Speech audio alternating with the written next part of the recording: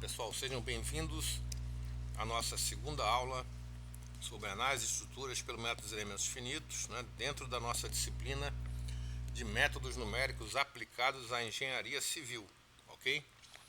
Vamos lá.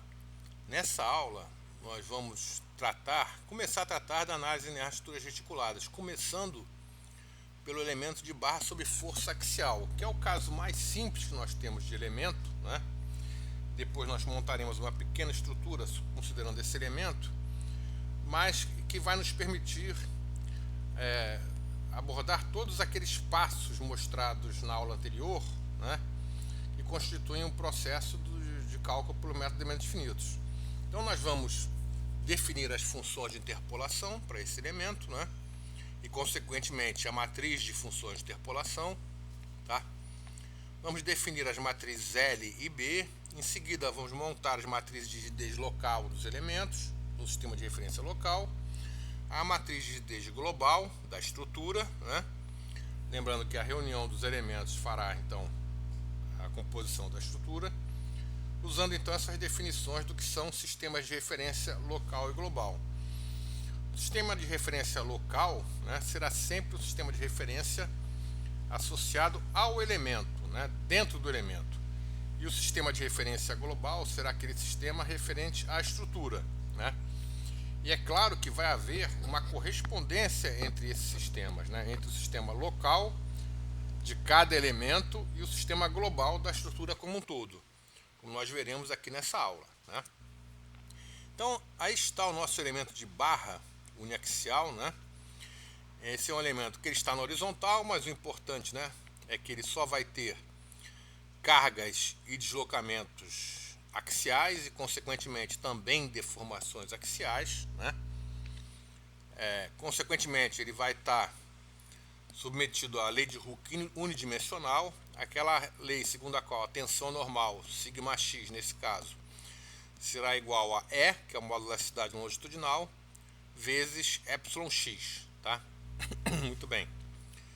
Então, a primeira coisa que nós temos que fazer, né, para esse elemento, que repara, ele tem dois nós nas suas extremidades, 1 e 2, tá certo? E o nó 1 está na coordenada definida como x índice 1, o nó 2 na coordenada x índice 2, ok?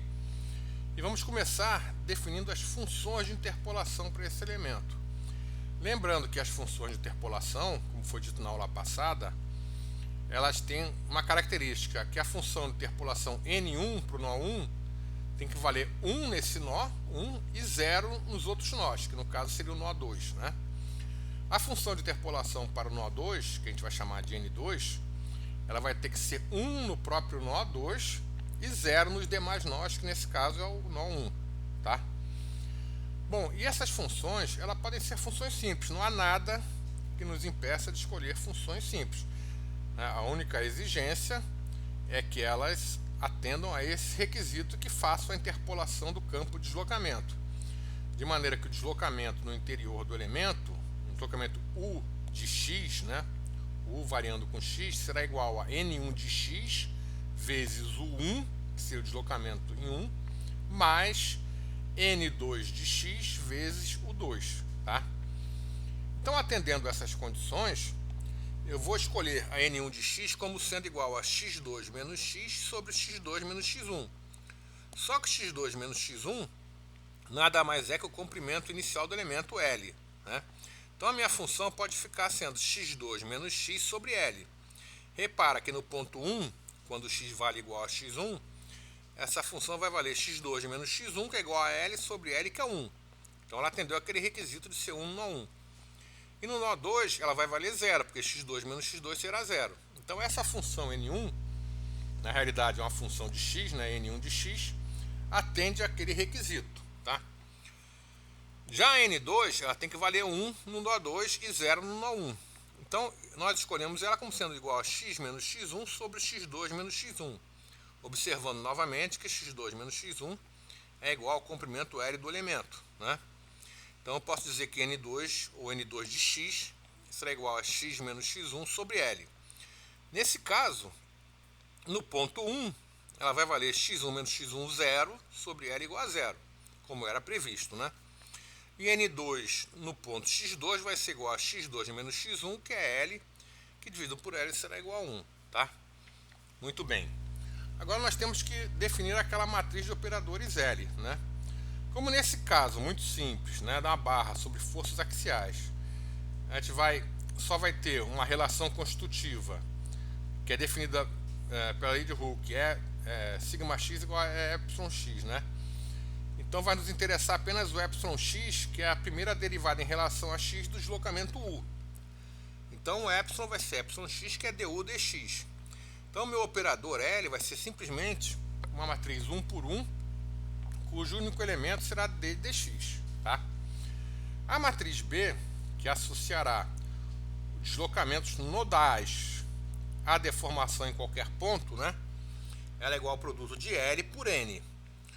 A matriz L que aparece aí é 1 por 1. A matriz N, ela é uma matriz de uma linha e duas colunas. Vai ser, na verdade, uma matriz composta por dois elementos, N1 e N2, ok?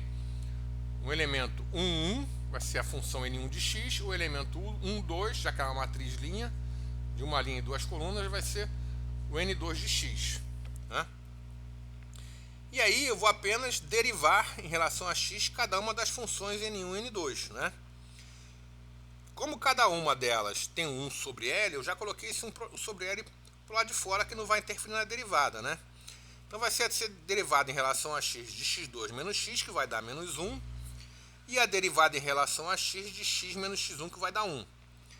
Então a minha matriz B ficou sendo uma matriz 1 por 2, vai ser igual a 1 sobre L, que multiplica menos 1 em 1. Ou eu poderia dizer que seus elementos serão menos 1 sobre L e mais 1 sobre L, né? Então com isso eu já tenho a minha matriz B determinada, que ela vai ser usada no cálculo da matriz de rigidez do elemento, né? Falta determinar a matriz constitutiva D. Mas a matriz constitutiva D, nesse caso, como eu só vou tratar da lei de Hooke unidimensional, ela vai ser uma matriz 1 por 1, cujo único elemento será o módulo da cidade longitudinal E, tá certo? Então, quando eu for calcular a matriz de rigidez desse elemento, vai ser integral ao longo do volume de B transposto dB dV, né? A minha matriz B transposto vai ser uma matriz 2 por 1, né? Como está ali, cujos elementos seriam menos 1 em 1, e 1 sobre L já botei para fora do sinal de integral, tá? A matriz D vai ser apenas o módulo da cidade longitudinal E, e a matriz B é uma matriz 1 por 2, definida por menos 1 em 1, também coloquei 1 sobre L para fora, por isso que aparece ali 1 sobre L ao quadrado, né? Se eu considerar que esse elemento vai ter área constante, o meu dV vira A dx, e a minha integral de volume passa a ser uma integral ao longo do comprimento L, ok? E aquele A constante também poderá ser colocado para fora do sinal de integral, né? De maneira que eu vou ficar, já posso colocar o E e o A para fora do sinal de integral, nesse caso particular, né? Ficaria EA sobre L ao quadrado, a integral ao longo do comprimento daquele produto de matrizes. Esse produto de matrizes vai dar como resultado uma matriz 2 por 2, cujos elementos são 1, menos 1, menos 1 e 1. Então essa matriz de constante também poderá ir para fora do elemento do sinal de integral. Sobraria apenas a integral ao longo de L de dx. A integral ao longo de L de dx nada mais é que o próprio L. Então esse L resultante da integral vai cortar com L ao quadrado no denominador. Então vai ficar EA sobre L, que multiplica 1 menos 1 menos 1 e 1. Sendo essa, portanto, a matriz de rigidez desse meu elemento, tá certo? Ok? Muito bem, então fiquei com EA sobre L, 1 menos 1 menos 1 e 1, tá? Então repara que esse elemento, embora seja simples, né, ele está nos permitindo seguir todos aqueles passos que eram um pouco abstratos quando a gente viu na aula 1, tá certo? E agora a gente está podendo exemplificá-los, né? Tá? Muito bem. Ah, mas por que esse elemento você considerou o A constante? Não, a gente sempre coloca, né? A gente sempre que nossos elementos de maneira mais simples possível, de maneira que a gente vai ter,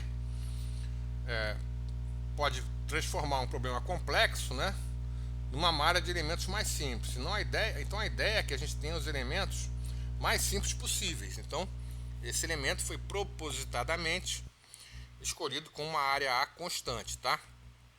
Ok? Muito bem. Vamos lá. Então a gente já definiu aqui, né? Essa matriz de rigidez desse elemento, ok? E repara uma coisa, né? A gente lembra que se eu considerasse que a estrutura fosse só esse elemento, a gente teria aquele sistema K vezes D, ou vezes U, no caso, igual a F, né? Ou seja, a matriz de rigidez K vezes os deslocamentos U1 e U2 dos nós 1 e 2 seria igual a F1 e F2, que seriam as forças aplicadas nos nós 1 e 2. Só que esse sistema não teria solução, porque essa matriz ela é singular. Ela tem um determinante igual a zero. É fácil calcular o determinante dessa matriz 2 por 2, né? O produto da diagonal principal menos o produto dos elementos da diagonal secundária, é fácil ver que ele vai dar zero. 1 menos 1 dando zero. Mas isso acontece justamente porque não há como resolver estaticamente essa estrutura, tá? Porque ela não tem nenhum apoio que a impeça de se deslocar. Se eu colocar um par de forças, né? Uma força no nó 1 e uma força no nó 2, nesse elemento, ele vai se deslocar como um corpo rígido, em função da resultante das forças, tá? A menos que eu colocasse, um caso muito particular, duas forças iguais de sentido contrário. Mas ainda assim, eu não teria como inverter esse sistema, né? Eu apenas saberia de antemão os deslocamentos, né? Tá certo? Tudo bem. Então, tanto num sistema local como num sistema global, né?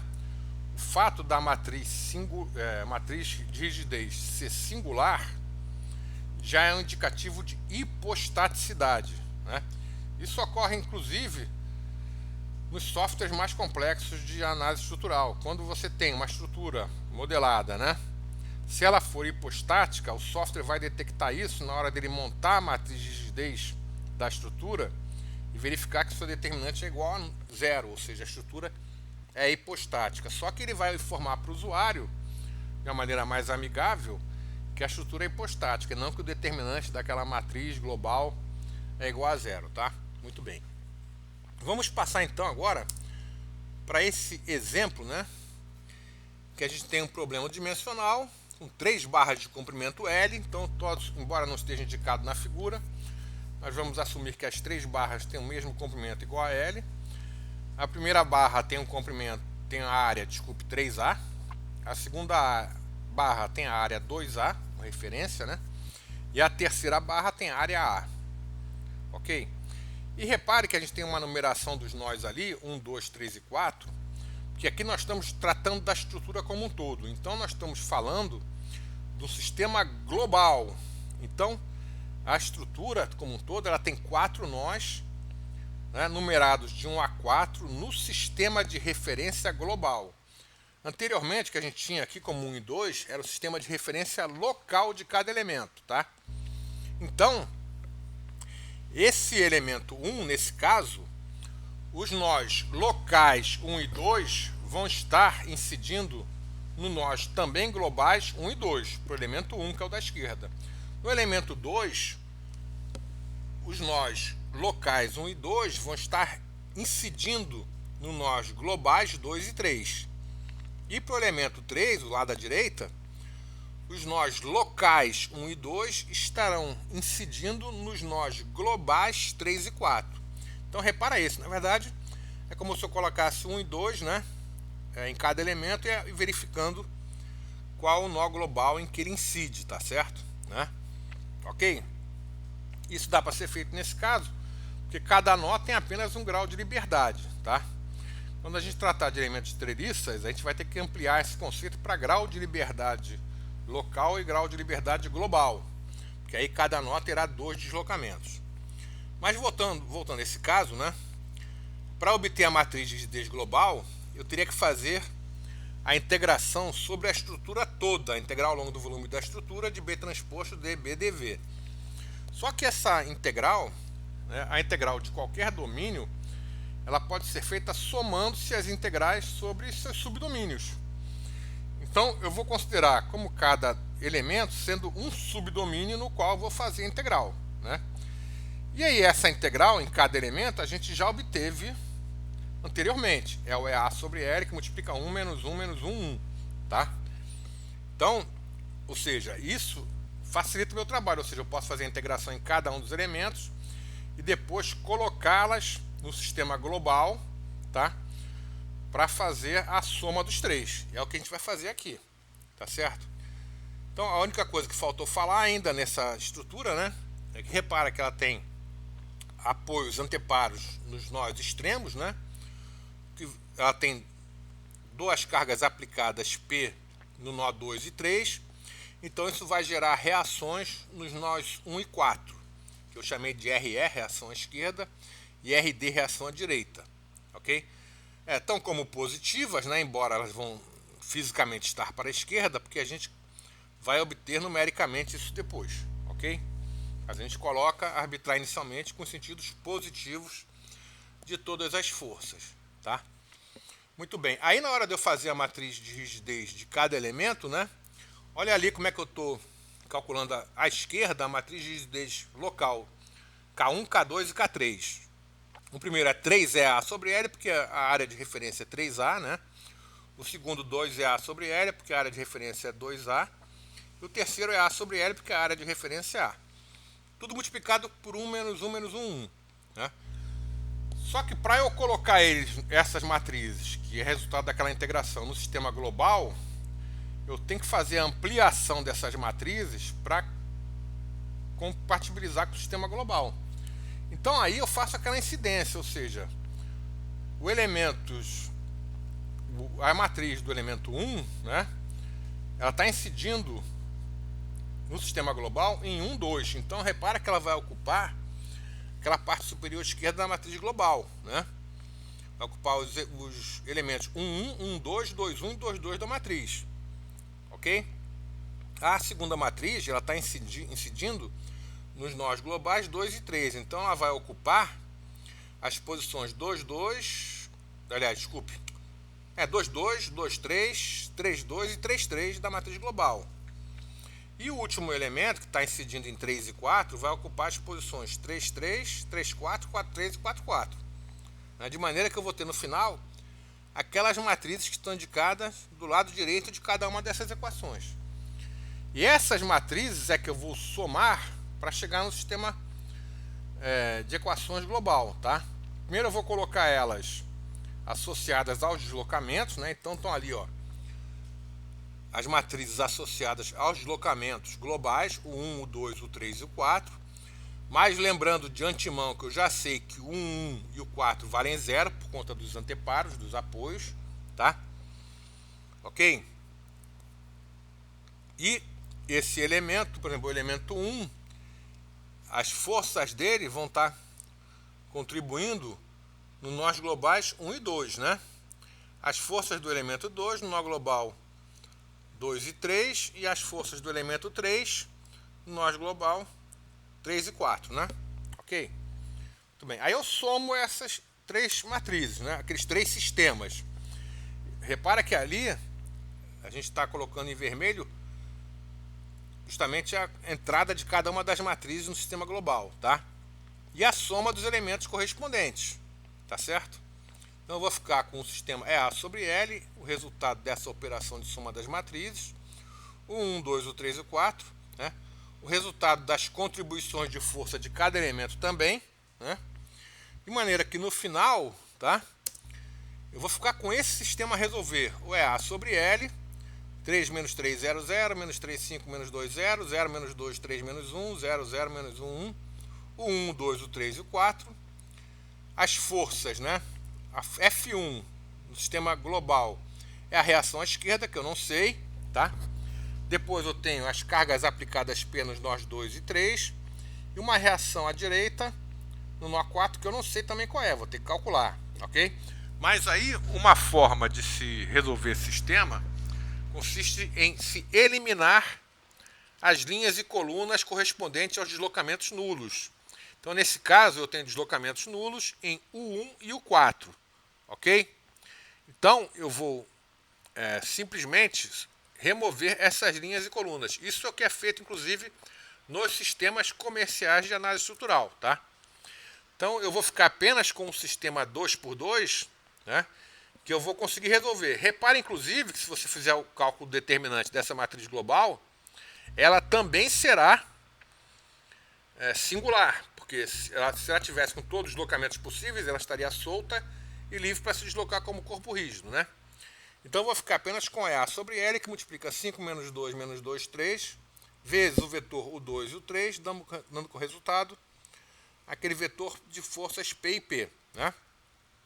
Então tá ali, ó, cálculo de deslocamentos, né? Aquele subsistema 2 por 2, me leva ao 2 e 3, igual a L sobre 11A, 3225pp, que vai me dar como resultado 5PL sobre 11A, para o deslocamento 2, e 7PL sobre 11A para o deslocamento U3. Ok? Isso tudo resultado daquela solução daquele sisteminha 2 por 2 ali. Tá? E se eu aplicar depois isso no sistema global, eu consigo inclusive achar, né, as reações. Porque a hora de eu multiplicar a matriz K pelo vetor de deslocamentos, que agora eu conheço todos eles, tá certo? Eu consigo achar todas as forças atuantes. Então achei o RE igual a menos 15P sobre 11 e o RD igual a menos 7P sobre 11, ou seja, elas vão estar apontadas para a esquerda. E repara que a soma delas dá menos 22 sobre 11, que é menos 2P, equilibrando as duas cargas aplicadas igual a P. Então esse sistema está estático, né? Então repara que eu coloquei o L sobre 11A lá para frente, né, junto com EA sobre L para facilitar a conta, tá? Ok? Muito bem, né? Então reparem que não foi difícil chegar a essa solução, né? Tá? Tem aqui um exercício que eu passo para vocês, então, que seria elaborar um programa que modele o problema da figura para N divisões da barra. Então o que nós temos aqui, né? Eu queria analisar uma barra só, tá certo? Comprimento L, tá? Com diâmetro D uma extremidade, e poderia ser um D maiúsculo, poderia ser um D minúsculo na outra extremidade, submetido a uma carga P, né, em que eu fosse cada vez dividindo em um maior número de elementos.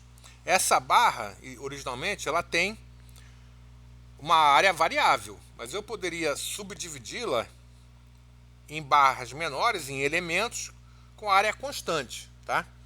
E fazer essa solução, né, aumentando o número de elementos até atingir uma convergência dentro de uma certa tolerância que eu posso pré-estabelecer, né? Então esse exercício bem simples, né? Então só faltou, não está ali o D minúsculo, né? Então imagina que fosse um tronco de cone, tá certo? Um tronco de cone, lá no engaste ele tem um diâmetro D maiúsculo, só que o indicador do D foi além do que deveria, né? Quer dizer, a marcação das extremidades do Dzão, o D maiúsculo. Na extremidade direita, um diâmetro D minúsculo, né? Em que eu quisesse calcular o deslocamento P, mas não utilizando fórmulas analíticas, e sim utilizando elementos finitos. Então ali embaixo já está mostrando como é que ficaria com 3 elementos, tá? Então eu posso resolver com 3, com 4, com 5, com 10 elementos, né? Tá? Isso pode ser resolvido até usando um Excel, né? Então é simples para mostrar para vocês como é que a gente chega na solução de um problema por elementos finitos, nesse caso bem simples, ok? Muito bem, então o objetivo dessa aula foi mostrar, né, como é que são aquelas matrizes que ficaram muito abstratas na aula anterior, num exemplo muito simples, no caso do elemento de barra sob forças axiais, né, mas exemplo esse que foi capaz de nos mostrar todos os passos daquela nossa solução, ok? Então fico à disposição de vocês para eventuais dúvidas, né? Peço que tentem refazer esse exemplo, tá? Procurem explorar cada uma das suas particularidades para tirar todas as dúvidas que eventualmente possam surgir, ok? Então até a próxima aula, onde nós vamos ver então talvez elementos de treliça e elementos de viga também. Lembrando que são esses casos particulares, né, ainda de elementos finitos.